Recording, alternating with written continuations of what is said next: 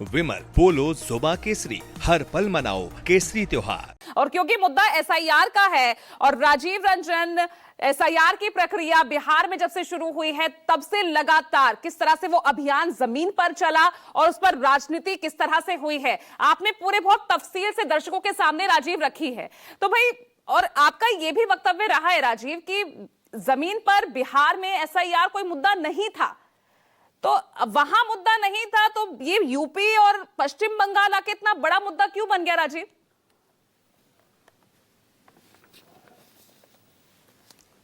मैं कहूंगा पूजा, तो आपको अचरज होगा, कार्यक्रम देखने वाले लोगों को भी अचरज होगा कि पश्चिम बंगाल में भी एसआईआर जमीन पर कोई मुद्दा नहीं है। पॉलिटिकल पार्टीज इसका विरोध समर्थन जो अपनी तरह से करें, लेकिन आम लोगों के बीच में पश्चिम बंगाल में भी मुझे एसआईआर अभी तक कोई मुद्दा नहीं दिख रहा।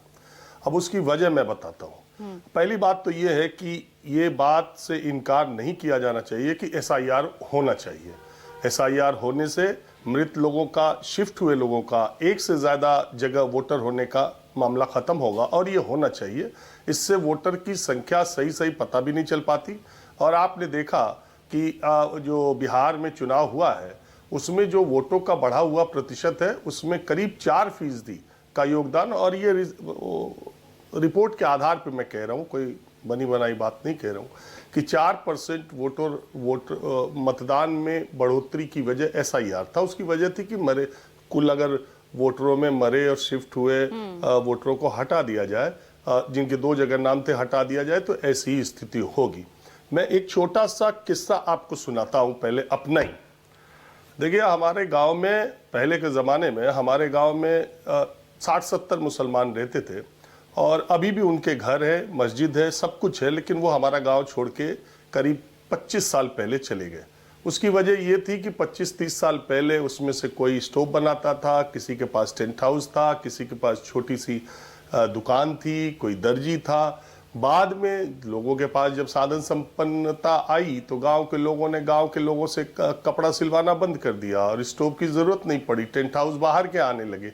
तो वो छोटा छोटा जो काम करते, उनके किसी के पास कोई खेत नहीं था। धीरे धीरे वो रोजगार की तलाश में दूसरी जगहों पर गए और उसमें से बड़ी संख्या में वो टाडा भी चले गए और अभी वहाँ पर हैं। मेरे गांव के लोग हैं, वो मेरा सब कार्यक्रम भी देखते हैं, इसलिए ये बात भी सुन रहे होंगे। तो मैं आपको बताऊं कि उनके वोटरों की संख्या करीब करीब 70-80 के करीब है। जो ग्राम प्रधानी का चुनाव जब होता है 5 साल के बाद, तो उनको प्रधानी का चुनाव लड़ने वाले लोग और जिनसे उनका अच्छा रिश्ता है, वो बाकायदा उनसे रिक्वेस्ट करते, वो गाड़ियों में भर के आते हैं, दोपहर का खाना खाते हैं, वोट देते और चले जाते हैं। अब इस बार उन सारों का वोट कट रहा है क्योंकि वो वहाँ पर भी वोटर बन गए हैं। बहुत सारे लोग इसको देखेंगे कि मुसलमानों के, अब चूंकि मेरे गांव में 600-650 वोट है, मैं गांव का हूँ इसलिए मैं एकदम सटीक और सही बात बता रहा हूँ। बहुत सारे लोग कहेंगे कि अब इसमें तो मुसलमानों का 20% वोट कट गया और उसमें मेरे परिवार के भी लोग, जो गांव में प्रधानी के समय वोट था, मेरा बहुत बड़ा सम्मिलित परिवार है, तो वो दूसरे शहरों में चले गए। तो हम सब ने इस बार गाँव में ये कह दिया कि भाई हमारा प्रधानी का वोट काट दीजिए, एक ही जगह रहेगा जहाँ हमारा है। इस आधार, इस पर भी देखना चाहिए। एसआईआर का विरोध अलग बात है। अब बात आते हैं कि इससे तो वोटों की संख्या कम होगी ही होगी। अब बात है कि एसआईआर होने से ऐतराज नहीं है पूजा। एसआईआर जिस तरीके से हो रहा है और जिस मंशा से हो रहा है, जिस प्रक्रिया से हो रहा है, वो एक बहुत बड़ा कोरम पूरा करने वाला। बिहार में कुछ भी नहीं हुआ, इसीलिए बिहार के गांव में, बिहार के लोगों में उसको लेके कहीं कुछ नहीं था कि यह है क्या जिससे इतनी बड़ी प्रॉब्लम है। ठीक इसी तरह पश्चिम बंगाल में मैं 1 हफ्ते से हूं, मैं बांग्लादेश के बॉर्डर पर भी गया। 150-200 घुसपैठिए रोज जा रहे हैं जो पिछले 10-15 वर्षों में आए थे। वो कैसे आए थे, सरकार किसकी है जो 10 साल में आए, ये भी एक सवाल है। उनमें से कई ने ऑन रिकॉर्ड मेरे कैमरे माइक पर बोला है, मैंने दिखाया भी है। उन्होंने कहा कि 600 रुपये दलाल को दे करके आए थे, नदी के रास्ते आए थे, 4 साल पहले आए थे, 8 साल पहले आए थे। तो बीएसएफ क्या कर रही है, ये भी एक बड़ा सवालिया निशान है। बहरहाल अब वो जा रहे 10-20-25 हज़ार लोग, मुझे लगता है 1 महीने में चले जाएंगे क्योंकि उनके पास कोई कागज नहीं है और उन्होंने नहीं बनवाया। लेकिन अगर आप इससे ये समझें कि बंगाल में जो बांग्लादेशी घुसपैठी है वो सबके सब चले जाएंगे, तो वो बहुत स्मार्ट है। वो पहले से ही अपना कागज पत्र सब बनवा रखे हैं और आधार को मान लिया गया है। तो एक बहुत बड़ी संख्या में लोग एसआईआर यहाँ पर भर रहे हैं। और बाहर बैठे लोगों को क्या लगता है कि पश्चिम बंगाल में एसआईआर हो रहा है तो मुसलमान बहुत परेशान है। देखिए, मुसलमान सबसे ज्यादा सजग रहता है, उसे मालूम है कि ये प्रक्रिया कहीं ना कहीं उसके निशाने पर है, तो सबसे पहले उसी का फॉर्म जमा होता है। ये भी मैं आपको बता दूं, बंगाल में भी ये हुआ। सीमांचल के पूरे इलाके में आपने देखा एसआईआर को लेके मुसलमानों का कोई प्रोसेशन निकला हो, एसआईआर को लेके मुसलमानों ने किसी मतदान केंद्र पर हंगामा किया हो कि हमारे नाम कट गए। उन्होंने सबसे पहले फॉर्म लिया, सबसे पहले जमा किया और इंश्योर किया। पश्चिम बंगाल में भी ये काम वो कर रहे हैं। लेकिन सवाल यह है कि 1 महीने के लिए इतनी बड़ी एक्सरसाइज, अब बात आती है बीएलओस की। 1 महीने में इतनी बड़ी एक्सरसाइज कराना, क्या 1 महीने समय इसके लिए काफ़ी है? अगर मान लीजिए चुनाव आयोग कहता भी है काफ़ी है, तो होता क्या है, बड़े बड़े अधिकारी वीडियो कॉन्फ्रेंसिंग के जरिए फैसला करते हैं और इसके बाद एक फरमान जारी कर देते हैं। सबसे निचली इकाई है बीएलओ, सबसे छोटा सरकारी कर्मचारी है बीएलओ, और ये पूरे एसआईआर का बोझ उसी सबसे छोटे कर्मचारी पर। 1200-1100 वोटर है, उधर फोन कर रहा है, उधर गायब है, किसी का कुछ कागज मिल रहा है, किसी का कुछ नहीं। हावड़ा जैसे जगह में केवल बांग्ला में फॉर्म छपा है। हिंदी भाषी लोग वहां पर ज्यादा रहते, वो बांग्ला बोल तो लेते, बांग्ला पढ़ नहीं पाते। बिना किसी बांग्ला आदमी के सहयोग के वो फॉर्म नहीं भर सकते, तो पैनिक तो मचेगा। अब वो बार बार बीएलओ को फोन करेंगे। बीएलओ कितने लोगों का बैठ करके फॉर्म भराएगा बताइए आप? और इसके बाद नेट, आप कोई नेट का खर्चा मोबाइल का बीएलओस को तो दे नहीं रहे। अब कहाँ नेट मिलता है, कहाँ नहीं नेट मिलता है। इसके बाद शाम होते होते अधिकारी, ऊपर से नीचे तक के अधिकारी बीएलओ को चाप कसते रहते, कितना अपलोड हुआ, नहीं हुआ, कितना अपलोड हुआ, कैसे हुआ। कागज लेना, उनसे बात करना। तो बिहार में तो एक अच्छा तरीका निकाल लिया था बीएलओस ने, मैंने अपनी आंखों से देखा। उन्होंने फॉर्म ही नहीं बांटा किसी को, अपने ही भर दिया, डिटेल लेकर के अपलोड कर दिया। चलिए, तो क्या इस तरह से अगर प्रक्रिया होती तो इसको फुल प्रूफ प्रक्रिया कहा जाएगा? कहा तो ये जा रहा है कि बीएलओस घर घर जा रहा है, बीएलओस एक एक आदमी को वेरीफाई कर रहा है। ऐसा तो कुछ बिहार में भी नहीं हुआ, ऐसा तो कुछ बंगाल में भी नहीं हो रहा है। ये मैं दावे के साथ कह रहा हूं और मैं लोगों से बात करके कह रहा हूं, मैं अपनी कोई बात नहीं कह रहा हूं। बिहार में भी आम लोगों को कोई दिक्कत नहीं थी, बंगाल में भी कोई दिक्कत मुझे नहीं दिखाई दे रही है। हाँ, जिनके पास कागज नहीं है, अब आधार कार्ड किसके पास नहीं है पूजा, ये भी एक कहने वाली बात है। तो अब वो फॉर्म भरे जा रहे हैं और अच्छी खासी संख्या में भरे जाएंगे। अब सवाल 2-3 इंपॉर्टेंट ये उठता है कि एसआईआर हो रहा है और होना शुरू हुआ तो पश्चिम बंगाल बीजेपी के लोगों ने कहना शुरू कर दिया कि 1 करोड़ वोटर काटे जाएंगे। ये आंकड़ा कहां से आया और कैसे आया? बड़े से बड़ा नेता, छोटे से बड़ा छोटा नेता कहता है कि 1 करोड़ वोट काटे जाएंगे। तो पहले से तय है कि 1 करोड़ वोट काटे जाएंगे, पहले से चिन्हित है कि 1 करोड़ वोट काटे जाएंगे। ये क्या बात है? इससे एक शंका दिमाग में जो दूसरे तरफ के लोग हैं उनको उठती है। अब आपने पूछा कि बिहार और बंगाल में हमने अलग अलग क्या देखा। देखिए, ममता बनर्जी विपक्ष के उन पार्टियों, उन नेताओं की तरह नहीं है जो देश के दूसरे हिस्सों में है।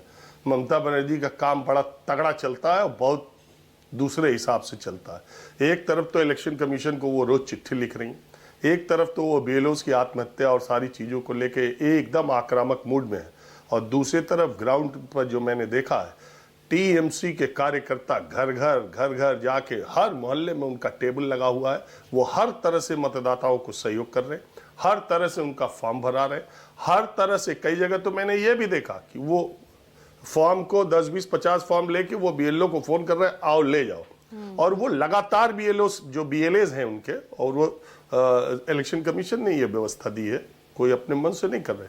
जो उनके बीएलओज है वो बीएलओज के लगातार संपर्क में है, कितना फॉर्म जमा हुआ, कितना नहीं हुआ, किसका गायब हुआ, किसका। दूसरी तरफ भारतीय जनता पार्टी के वो लोग जिन्हें विधायकी का चुनाव लड़ना है या जो टिकट के दावेदार हैं, उनके दफ्तरों में अब मैंने देखा कि कार्यक्रम चल रहा है, वो पूरी कोशिश कर रहे हैं। अदरवाइज भारतीय जनता पार्टी का कार्डर लेवल पर देहात में या गांव में या शहरों में स्टॉल लग करके या लोगों की ऐसी मदद की जा रही हो, ऐसा दिखाई नहीं दे रहा। आज ही की बात मैं पूजा आपको बताऊं, 4 बजे शाम को अभिषेक बनर्जी अपने 10,000 बीएलओस के साथ मीटिंग कर रहे हैं, और उनको चूंकि अब समय कम बचा तो हर तरीके से साम दाम दंड भेद, टीएमसी का जो मामला है वो विपक्ष का मामला नहीं है। मैं पूरे बिहार में 1 महीना एसआईआर होते वक्त घूमा, मुझे आरजेडी का, मुझे कांग्रेस का, मुझे लेफ्ट का और मुझे सैनिकी पार्टी का एक भी पार्टी का कार्यकर्ता लोगों के गांव में लोगों से मिलते हुए उनके परेशानियों को पूछते हुए कतई कहीं नहीं मिला। लेकिन ममता बनर्जी की सरकार है, पहली बात ये भी समझिए, ये बीएलओ और ये सारी चीज सरकारी कर्मचारी राज्य सरकार के ही है। वहां एनडीए की सरकार थी, यहाँ दूसरी सरकार है, और ममता बनर्जी अपना एक मैसेज देती है। मुझे ऐसा लगता है कि इसका विरोध करके अपने लोगों को मैसेज देती है। अब बताइए, बहुत सारे लोगों को यह भी लगता होगा कि मुसलमानों का मामला है। ममता बनर्जी कल ही एक पैदल यात्रा करने जा रही है मथुआ समाज का। मथुआ हिंदू है, दलित है, और वो बांग्लादेश से भारी संख्या में आए थे। 20% आबादी मथुआ की है, और भारतीय जनता पार्टी का जो ग्राफ पश्चिम बंगाल में बढ़ा है उसमें सबसे बड़ा योगदान मथुआ समुदाय का है। मथुआ समुदाय के ही शांतनी ठाकुर हैं, जो कि केंद्रीय मंत्री हैं। उनके बड़े भाई और वो बीजेपी के विधायक भी हैं। वो हरिश्चंद्र ठाकुर जिन्होंने मथुआ समाज की स्थापना की थी, उन्हीं के परिवार के लोग हैं। वो दो तरफ हैं, एक जगह एक माँ बेटी टीएमसी में, माँ राज्यसभा सांसद, बेटी टीएमसी की विधायक, एक तरफ दोनों भाई, एक विधायक एक एमपी।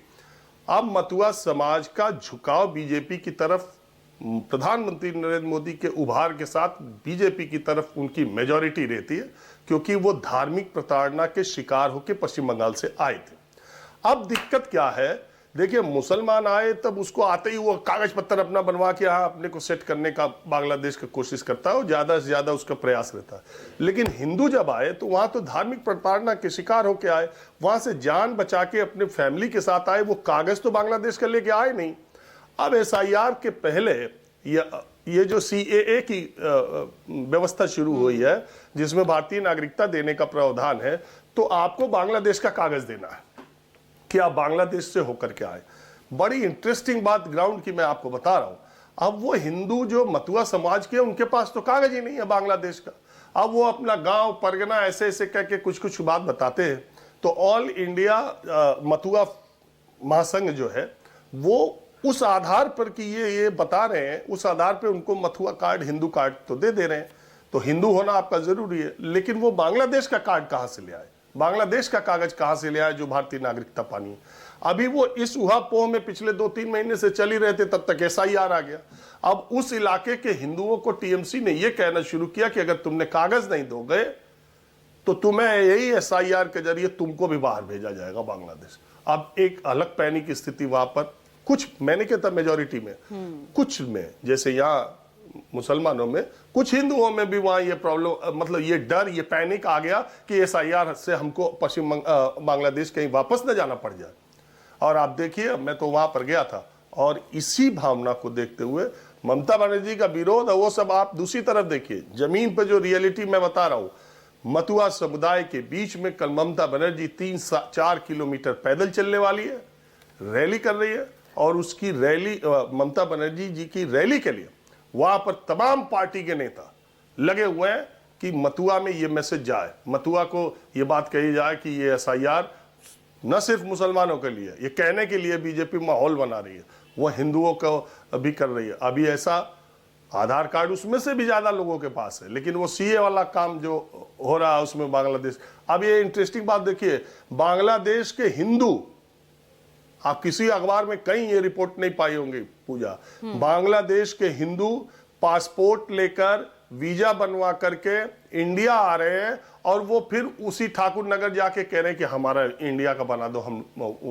बांग्लादेश नहीं जाना चाहते। वो आ रहे हैं वीजा लेके, पासपोर्ट लेके बांग्लादेश का, और वो जाना नहीं चाहते, वो यहीं रहना चाहते। ऐसे भी केसेस वहां पर आ रहे हैं। वहां के भारतीय जनता पार्टी के नेताओं ने कहा है कि हम एमएचए गृह मंत्री अमित शाह जी से मुलाकात करेंगे और इस तरह की प्रॉब्लम जो आ रही है उसको सॉर्ट आउट करने की बात करेंगे।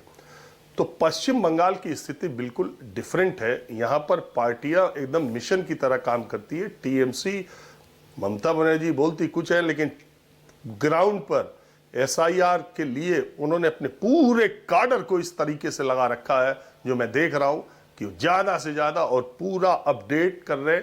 इस मामले में भारतीय जनता पार्टी बोल कुछ रही हो दिल्ली के नेता प्रेस कॉन्फ्रेंस में, जमीन पर भारतीय जनता पार्टी की वो सक्रियता एसआईआर को लेकर के मुझे दिखाई नहीं दे रही।